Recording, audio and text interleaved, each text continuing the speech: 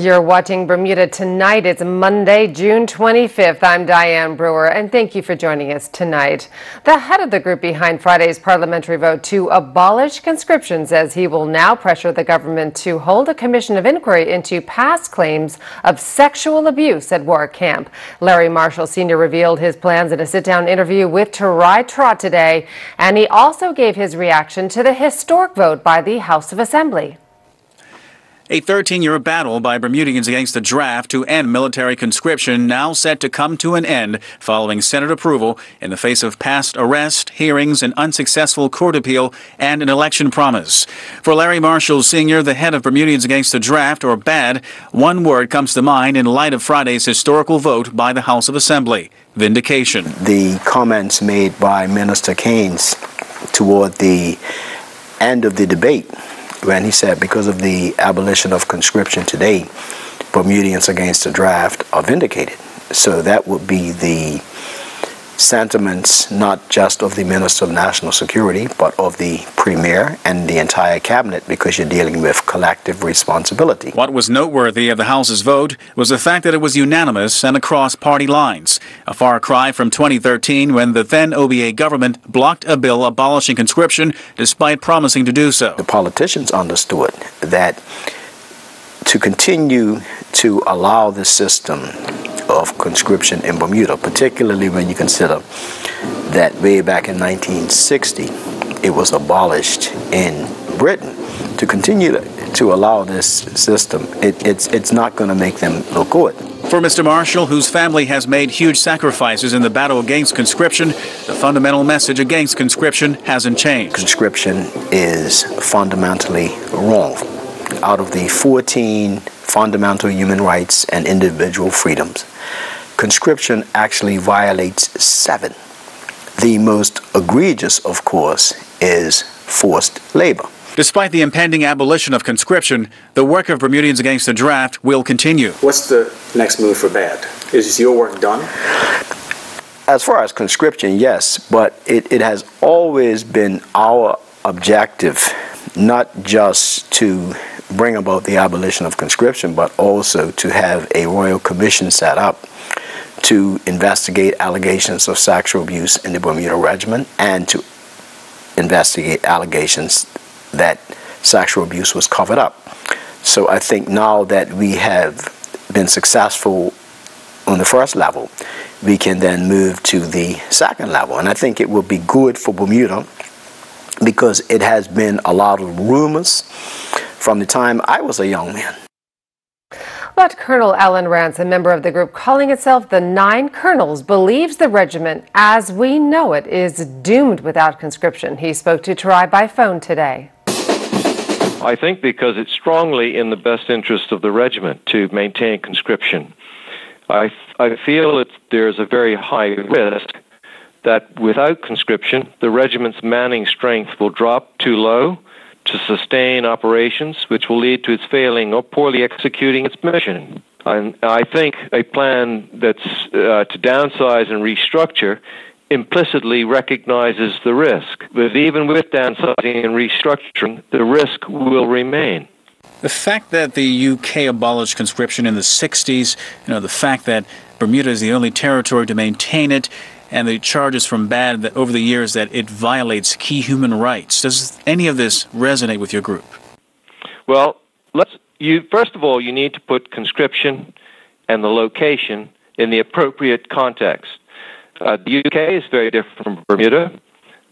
Large landmass, large population, and its requirements for a size of military force very different from Bermuda. With respect to other overseas territories, again, it's a matter of putting it in the context. Whether they need or want to have some sort of military aid for the civil authority, that's all a matter of, that's the fundamental question. And having created the regiment through a Defense Act, then one needs to be able to manage appropriately. And in response to the colonels, Mr. Marshall called them relics of the past and said they were, in his opinion, irrelevant. In other news, just how much money is the Department of Transportation losing from non-payment of fares and abuse of bus passes? Well, the answer depends on who you ask. While government has not responded, a number of bus operators we spoke with suggest it could be a small fortune. Gary Moreno brings us up to speed on the issue. From what we were told, free bus passes are issued to school children, Bermuda College students and seniors, as well as people on financial assistance. Bus operators we spoke with contend quite often these bus pass holders attempt to board the pink and blues without showing their passes, and when asked to pay the fare, verbal and even physical confrontations ensue. Typically, this is how we're told it works. An individual will board the bus without paying, and when informed they have to ante up, the response is often, "I have a special person's pass, so I'm up to college." But when asked to display their passes, they invariably say they don't have it, and then confrontations occur. According to a number of drivers we spoke with, if a passenger does not have their pass, they're expected to pay the requisite fare. It is also understood that primary, middle and high school students often attempt to get on the bus after hours and out of uniform with their government-issued passes, but are not supposed to, or so we're told. A quick check on the public transportation page on gov.pm revealed that people over the age of 5 are required to pay to use public transportation. Bermuda's senior citizens with a special person's card are free, as well as children under the age of 5. Also, student bus passes are good for unlimited travel on all scheduled bus services for the current school year. The passes must be presented to the bus operators upon boarding, though, and the rules state this is applicable to all students, including those attending the Bermuda College, who must also present their Bermuda College IDs. As to bus drivers asking for the fares to be paid, we are told they've been threatened with violence, physically assaulted, and even spat upon. One driver had someone activate the bus fire extinguisher, while another was punched in the face. Meanwhile, we understand the Ministry of Transport and representatives of the bus operators are scheduled to meet on Wednesday of this week. Talks, we're told, will continue on the lack of proper bathroom facilities in St. George's, where there is reportedly only one bathroom to be used by both male and female operators. Also at issue, we're told, is the condition of the buses, some of which we understand have faulty tires and horns which don't work, among other concerns, which are said to make the vehicles a threat to road users. But let's pause. This was supposed to be a report on how much revenue is lost by the DPT as a result of non-payment of fares. Well, we wrote to the Ministry of Transport hoping to get answers to the following with regard to the non-payment issue. Is the Ministry of Transport aware of the situation? What is being done to address it? Is the DPT able to quantify how much is lost as a result of unpaid fares? And how was the shortfall being made up? Well, all we got from a spokesperson was, the government is aware of your inquiry. Should a response become available this afternoon, I will expedite its delivery. That was 6 days ago. Gary Moreno, reporting for the Bermuda Broadcasting News. And we'll have more for you after the short break, including some good news for travelers to the U.S. Stay with us.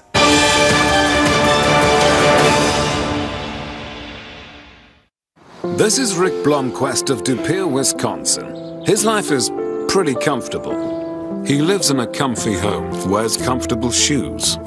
He even has a comfortable job. Rick Blomquist thought he had comfort all figured out. But then he laid on a Serta and realized his life was only just sorta comfortable. Living a lie. The new Serta iComfort Hybrid Mattress. Not just sorta comfortable, Serta comfortable. Feel the difference a good night's sleep can make. Exclusively available at Dreams, Bermuda's only mattress gallery. I attended the Mirror Super Camp. It was an awesome experience. I got to meet a lot of new people. And then we also learned about the 8 keys of excellence. Keys over doors, keys over doors. Super Camp is not like other camps. There's a strong focus here about looking at the options and the choices you have available to you and choosing the one that best reflects who you are. I learned a lot about the way that I have to keep pushing and persevere no matter what's going on. The best thing about Super Camp? It allows you the space to truly be yourself. Anytime somebody finally came into their own presence and felt comfortable being who they were, that was a special moment for me at Super Camp. Super Camp is about exploring who you are and transforming yourself. It only gets better! We invite you to join the transformation of a generation.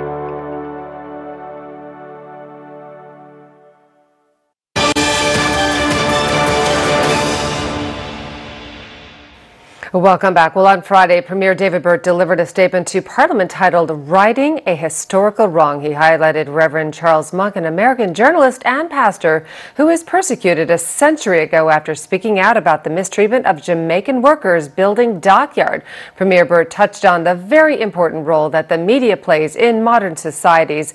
And as members of the local news media, we thought it important to highlight passages from the statement for our listeners and viewers. His words have been voiced by Mike Sharp. Journalists have a job to do, and where they do it, no matter how uncomfortable it may be. Their work should be respected, and a truly democratic society cannot be said to prosecute, persecute, or move to silence the media. In a democratic society, the media plays a critical role in ensuring accountability, not just of public figures, but also of any entity in authority. This responsibility to speak truth to power is not one to be taken lightly, and a society relies upon its media to sometimes be the conscience of a community. Thanks, Mike. Well, in other news, there's no such thing as a stop list for Bermudians with criminal convictions traveling to the United States. That's one message the new U.S. Consul General, Mrs. Constance Dearman, would like to get across as she starts her term in the post. She's a career diplomat who brings 3 decades of experience to her new job, including spells in postings like Afghanistan and Iraq. She sat down with our Jasmine Patterson. Mrs. Dearman arrived this month and has already met with the governor and the premier, building key links in the special relationship Bermuda has with the United States. I find it such a privilege to be able to be part of the continuation of that relationship. We have a very strong and long common history, and I think that history has bode well for both the United States and Bermuda. So I look forward to looking at what is next. How do we partner in opportunities that expand educational opportunities? How do we look at economic opportunities? How do we look at security? All of these things are mutually important to us. But there are some issues between the two. The so-called stop list, one of them. Bermudians with even minor criminal convictions have found they can't enter the U.S. But Mrs. Dearman says there are still ways for such people to visit. I've heard about the stop list or the perception of a stop list. There is not a stop list. And I think that's the important message to get to people, that there is not a stop list. Like many other countries, individuals with convictions, that impacts their ability to travel. However, individuals here in Bermuda who may have a past conviction can apply for a waiver, and we encourage people to take advantage of that process. Many people have been able to successfully overcome their status and travel to the United States. It can be a process, however. It may take a month or so, maybe up to 3 months. So a little advanced planning, apply for the waiver, and people may be very successful. Another issue is the latest Bermuda passport issued from the UK. Because it has a GBR country code, many Bermudian travelers have suffered delays, with some countries insisting they need a visa to enter the United States. The consulate says it can issue special cards to help explain the situation, but Mrs. Dearman says it's not really an American problem. I would again just encourage people to use the card. We do what we can to make others aware of the privilege, but frequent visitors can also get a visa if they feel that would help their travel be a little bit smoother. Most recently, Mrs. Dearman, a wife and mother of 5, has been working in Washington, D.C. as a Deputy Assistant Secretary of State in the Bureau of Human Resources, with responsibilities for coordinating diplomatic staff. Her work has taken her across the globe, including Afghanistan, Iraq, Barbados, Australia, and Switzerland. But diplomatically, she says she's already grown fond of Bermuda. It is extraordinarily beautiful, and it's just stunning to see the beautiful colors, the water. But what really has stood out to me is the warmth of the people. From the time I arrived, walking through the customs and immigration area, I had nothing but warmth and welcome. And she's appealed to Bermudians to get in touch if they have any suggestions for places she should visit on the island. You can contact her through the U.S. Consulate's Facebook page or on the Consulate Twitter account at US Cons Hamilton.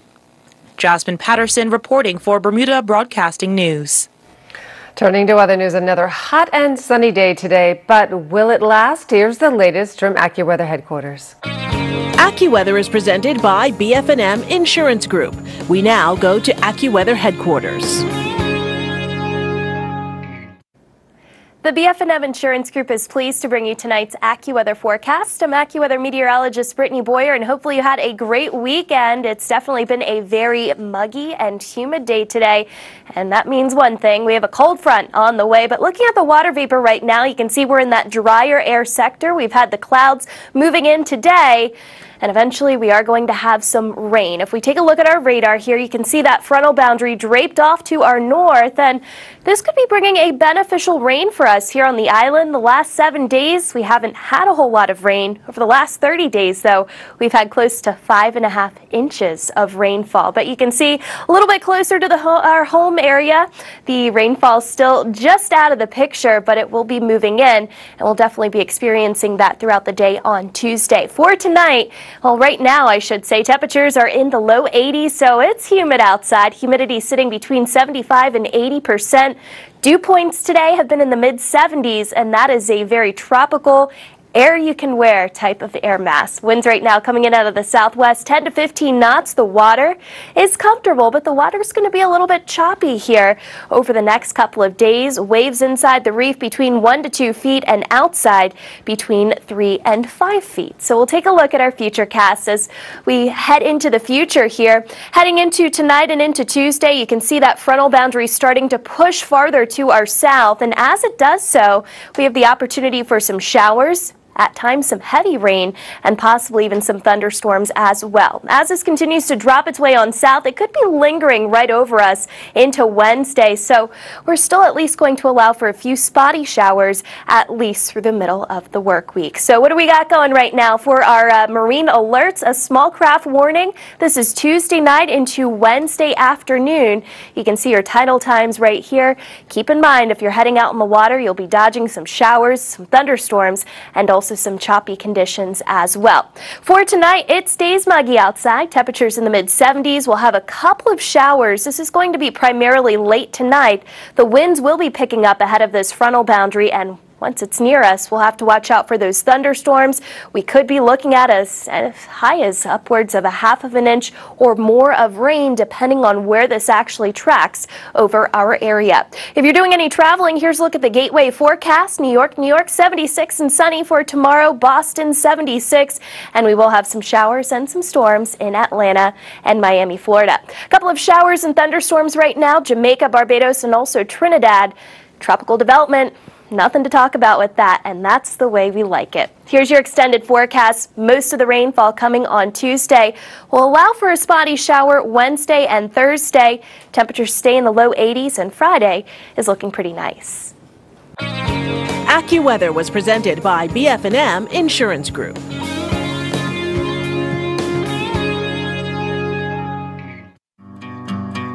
I was diagnosed with illness. Very frightening because my son had just turned 1 and it was a cancer. So I'm young, new baby, and I needed to get the care that I knew would be definitive so that I wanted to be around for him for a very long time. I got in contact with BF&M, and BF&M was able to commit at that time to doing at least 50%, so we were comfortable, okay, well, we're gonna go. We got off the plane actually the day of the procedure, and on my way to the limo, my case manager called and she says, "Kiana, we got it, you're covered at 100%. And I cried all the way to the office because I was just so happy. The BF&M difference is that I really felt that the case manager really was concerned about my overall care, and because of that I really appreciated them. I think that personal care, that willingness to listen, and then to work until they were able to get it so that I could get full coverage really made the difference for me. I got these for seasickness last week, and they're terrible. That's strange. I know. I put one behind each ear like you're supposed to, and nothing happened. These are tablets. You're meant to take them with water. I got this pump for my asthma. Hasn't changed anything. Show me how you're using it. It's an inhaler. You're meant to breathe it in. Well, this toothpaste? Definitely off. It's a hemorrhoid cream. Well, that explains why my gums are shrinking.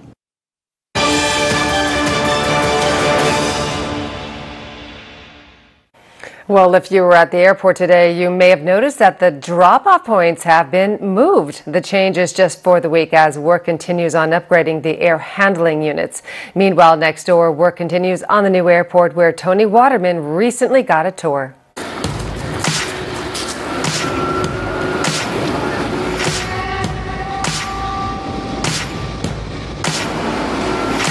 As you can see, we've got the steel going up. This is actually about 1/3 of the steel of the building.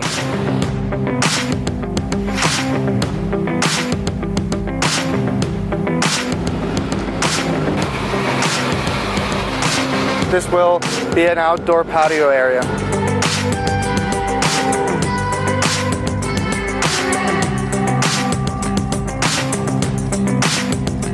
We're now in what the future is going to be, the departures hall. The check-in counters will be across over here.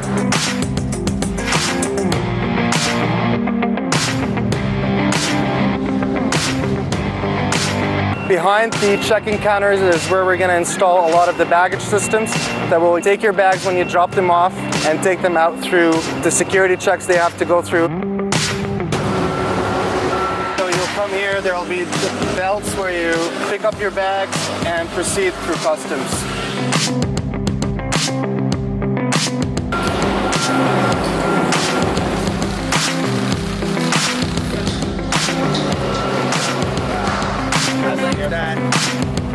Apron 7, it's where the aircraft will be parking to allow passengers unloading and offloading in the future.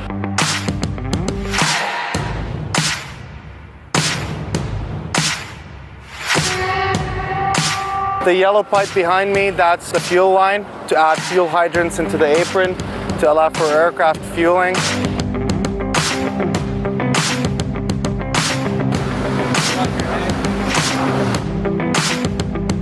This is the corridor. There's going to be hold rooms on different locations as we go through with the boarding bridges.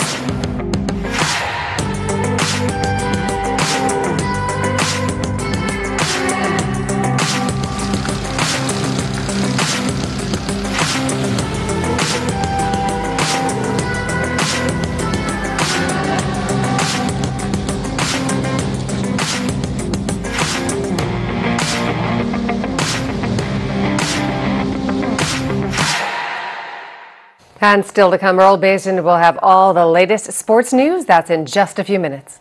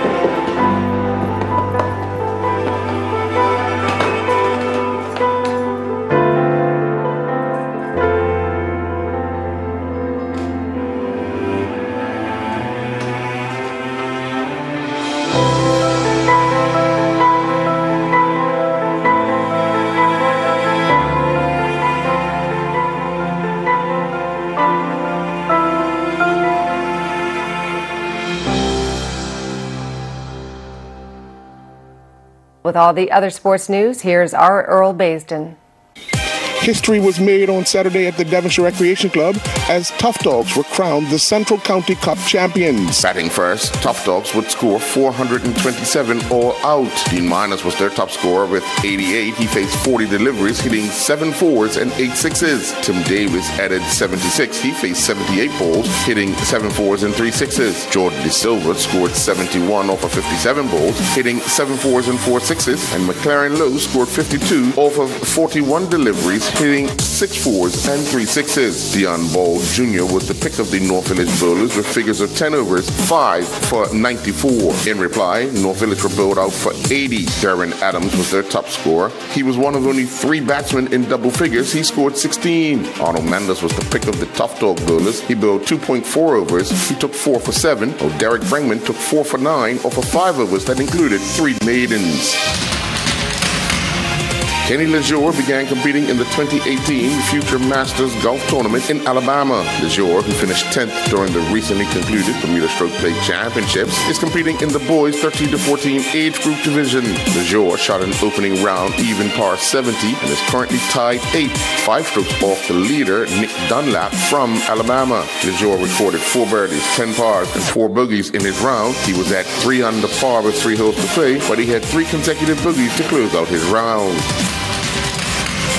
Erica Hawley competed in the Continental Triathlon Championships in Brazil and was 4th in the under-23 division. Hawley, competing in an Olympic distance event, which was her first ITU Olympic distance, crossed the line in a time of 2 hours, 6 minutes, and 30 seconds. Meanwhile, 7 Bermuda triathletes took up the challenge and competed in the Ironman Costa Rica 70.3 event. Clocking a time of 4 hours, 56 minutes, and 1 second, saw Jeff Smith finish 2nd in the men's 50 to 54 age group. He was the 57th male finisher and 60th overall. Chris Eaton finished 7th in the men's 50 to 54 age group after clocking a time of 5 hours, 16 minutes, and 53 seconds. He was the 124th male to cross the line and 137th overall. Louise Wells won the female 45 to 49 age group and claimed a spot at the Worlds in South Africa in September. She was clocked across the line in a time of 5 hours, 25 minutes, and 15 seconds. She was the 17th female finisher and 185th overall.